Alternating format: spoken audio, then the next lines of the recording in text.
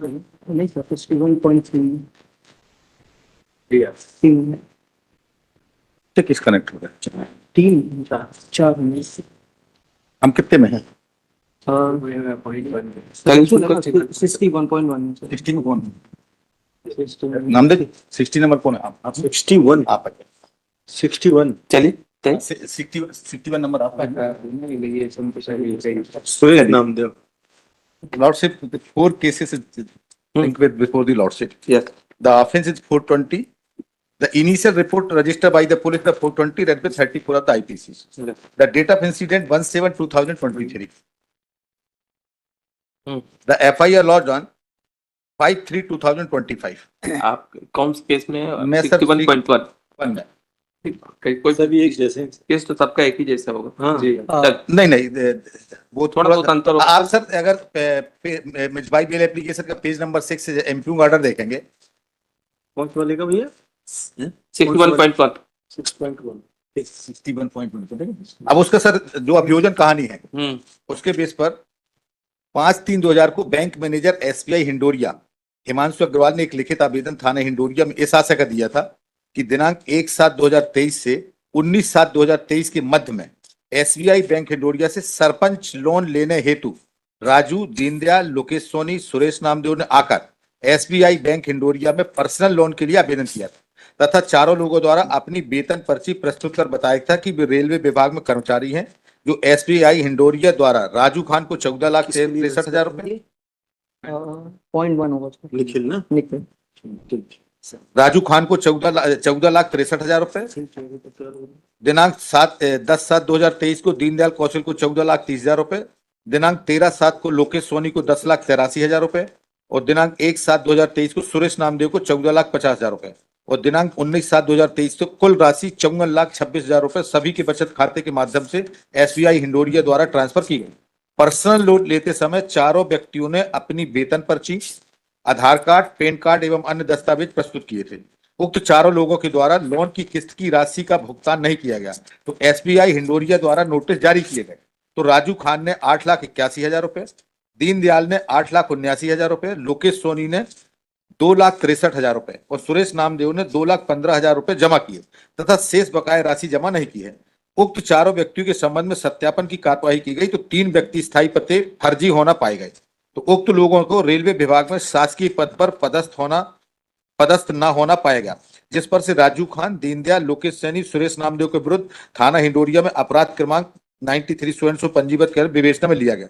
विवेचना के दौरान दिनांक 13/3/2025 को आरोपी सुरेश और लोकेश और आकाश को अभिरक्षा में लेकर उनसे पूछताछ की गई और उनकी निशानदेही पर उनके अधिपति से फर्जी आधार कार्ड एवं रेलवे का आईडी कार्ड जब्त किया गया और उनके मेमोरेंडम तथ्यों के आधार पर दिनांक 13/3/2025 को दीपक जैन को अभिरक्षा में लिया गया। Then the basis of the memorandum of the Deepak Jain the present applicant is my चौरे made in accuse Deepak Jain का अभिरक्षा में लेकर पूछताछ गई। उसके द्वारा दी गई जानकारी के आधार पर उसके अधिपति से आरोपी राजू खान, दीनदयाल, लोकेश सोनी एवं सुरेश नामदेव की लोन स्वीकृति बाबत दस्तावेज जब्त किए गए और तथा दिनांक 16/3 को आवेदक निखिल चोरे के मेमोरेंडम कथन लिए गए। उसके द्वारा दी गई जानकारी के आधार पर लैपटॉप, प्रिंटर, इलेक्ट्रॉनिक उपकरण जिसके माध्यम से उसके द्वारा आरोपी गण के आधार रेलवे की वेतन पर्ची बनाई गई। I am the working is the one shop lordship is the honour of the Bhagwati Sahu.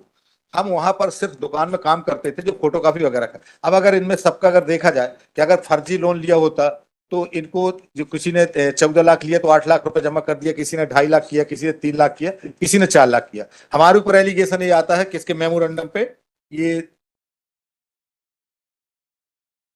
दीपक जैन ये सब हमने जो डॉक्यूमेंट हुए कि इन चारों लोगों के जो फर्जी आधार कार्ड वगैरह है और फैक्ट्री की पे स्लिप है वो हमारे द्वारा बनाई गई।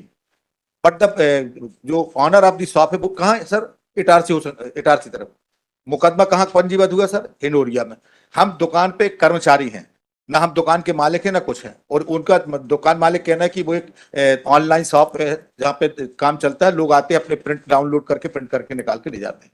इस वाइज सबमिशन के हमारे द्वारा कोई फोर्जरी नहीं की और जितने बाकी लोग भी अगर फोर्जरी होते तो वो बैंक ने जो किस्त नहीं चुका रहे तो नोटिस दिया था, कुछ पैसे जमा कर दिया। All applicant in jail also.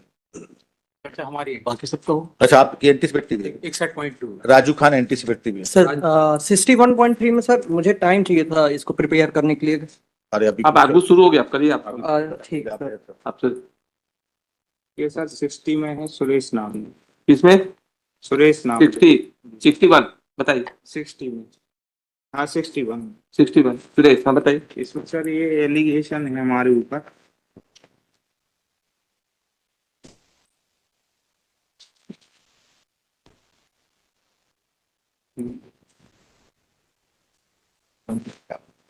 Suresh नाम 14 लाख का है हमारे ऊपर एलिगेशन, और 2,15,930 हमने ये जमा करे। और सर मेरा इसमें ये कहना है कि ये जो जितने भी एक्यूज हैं ये सब बाहर के, होशंगाबाद भोपाल के आसपास के, और ये लोन कहाँ लेने जा रहे हैं? हिंडौरी। तो इसमें ये जो शिकायत करी है मैनेजर ने, ये सेकेंड मैनेजर जो लोन दिया था वो दूसरा मैनेजर, उसका ट्रांसफर भी हुआ। तो ये कहीं ना कहीं ये सब पूरा कॉन्स्पिरेसी है सर इसमें। और हम रेडी भी है इसमें जो अमाउंट है 25% जमा करने की, और जमा भी किया है हमने। लोन देता है दूसरा मैनेजर, और ये जो कंप्लेंट करी मैनेजर ने ये बाद में आके इनने करी। चल और बिना जांच के इनने लोन कैसे दे दिए? आदमी तो 50,000 लेने जाता है, उसमें पूरी जांच होती है कि इसमें ये सही है कि नहीं, पूरे दस्तावेज। बिना जांच कर इनने लोन पास कर दिए। चलिए आप बताइए आपको। Sir my Lord in 61 I am for 61.3। ठीक, चलो ओके। सर इसमें लोकेश सोनी के स्टेटमेंट के आधार पर हमें पता चला कि दीपक जैन के बारे में, तो उसके स्टेटमेंट से पता चला दीपक जैन के पास से सारे डॉक्यूमेंट एंड निखिल चौरो के पास से डॉक्यूमेंट पाए गए, जैसे फॉर्जरी के प्रिंटर। नो उल्टा मतलब निखिल सर, चौर पर इसमें जो लिखा है- हाँ हाँ निखिल चौर पर डॉक्यूमेंट जब्त नहीं हुए। सर प्रिंटर वगैरह तो हाँ, तो आप जी बताइए, प्रिंटर एंड लैपटॉप सर। आप उनके एक्यूज के लिए कुछ कहिए, आप अपने एक्यूज के बचाव में कहिए, उनके अगेंस्ट नहीं कहिए आप। हाँ सर आप अपने सर अपने लिए कहिए, इसमें क्या है सर, हमारे पास से सब फर्जी दस्तावेज पाए गए जिसमें से आधार कार्ड था और स्लिप थी। सर इससे ये नहीं सिद्ध हो जा रहा कि हम उसमें पार्टिसिपेट पूरी तरीके से किए हैं। और सर ये जो एलिगेशन सेक्शंस के बने सर 420, 467 और 468 है। सर हमारे पास हमारे लिए सिर्फ बनना चाहिए सर 420 बनना चाहिए अगर फॉर्जरी का भी केस बनेगा तो। रेस्ट ऑफ सर ये हमारे लिए नहीं बननी चाहिए। चलिए आप हो गया सर। एक और नहीं, चौथे भी हैं अभी। एंटीसिपेटरी। हाँ सही 61.2 लौटे हम उसमें राजू खान और दीनदयाल के लिए लौटे बाकी सर ने बहस कर दी है। बाकी सर ने बहस कर दी, हमारा सिर्फ इतना निवेदन है। आपका काम आसान कर दिया। चलिए इसमें लौटे 8,81,000 दीनदयाल राजू खान ने और 8,79,000 दीनदयाल ने ऑलरेडी जमा कर दिए हैं लौटे। हमसे कोई डॉक्यूमेंट सीज नहीं हुए। जितने भी डॉक्यूमेंट है दीपक जैन से सीज हुए हैं लौटे। दीपक जैन भी हरदा के रहने वाले, हम भी हरदा के। दीपक जैन ने कहा हम आपको पर्सनल लोन दिलाते, तो वो कहाँ से कैसे उनने दिलवाई है? हम पे सिर्फ 420 का एलिगेशन 7 साल तक की सजा। सर ये चारों लोग लोन लेने जाते हैं दीपक के थ्रू, और फर्जी अपने रेलवे के डॉक्यूमेंट्स प्रोवाइड करवाते हैं कि हम रेलवे में कर्मचारी हैं, सरकारी नौकरी करते हैं, और वो फर्जी डॉक्यूमेंट बैंक में देते हैं, और फिर वो पैसा इनके अकाउंट में आता है सभी के, और वो उन पैसों का ये उपयोग करते हैं। फर्जी दस्तावेज के आधार पर इनने लोन प्राप्त किया, और लोन प्राप्त करने के बाद जो फर्जी दस्तावेज बनाया था निखिल है सर, जो उसमें 61.1 हाँ 60.61.1 में है yes. सर। और जो लोन लिए हैं बाकी ये तीनों लोग हैं सर, जो लाभ प्राप्त किए हैं ये तीनों हैं, और जो दस्तावेज फर्जी तैयार किया है उससे वो कंप्यूटर लैपटॉप वो जब्त हुआ है वो निखिल है सर। और इनके द्वारा लोन लिया गया 14 लाख 15 लाख का सबके द्वारा।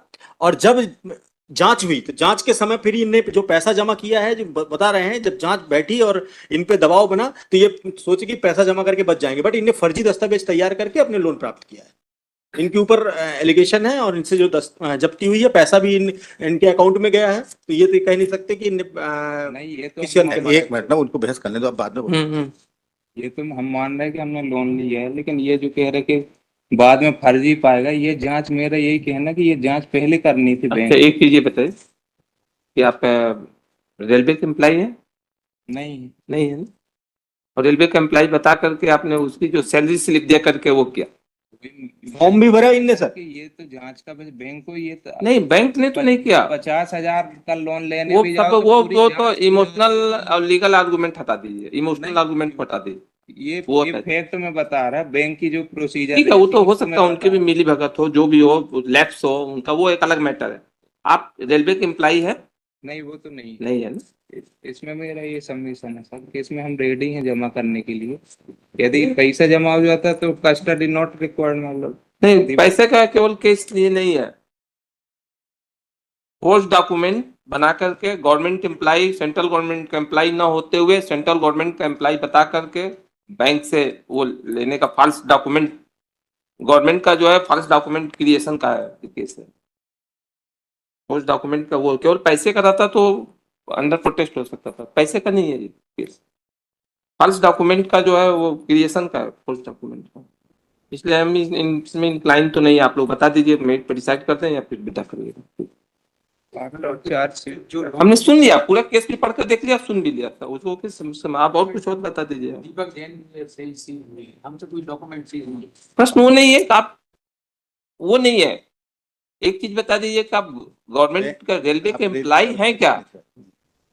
एम्प्लॉय नहीं है ना?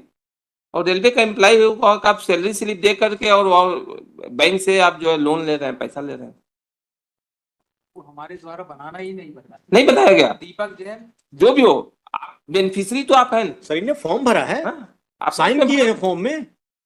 गवर्नमेंट एम्प्लॉय ना होते हुए रेलवे का एम्प्लॉय का आपने वो करके उसके आधार पर आप लोन ले। आफ्टर चार्जशीट कर देंगे। अब वो बाद में देखें, बता दीजिए बेटा कर। अभी तो चार्जशीट भी पेश नहीं हुई। अब जो भी होगा बेटा कर दीजिए। देखिए,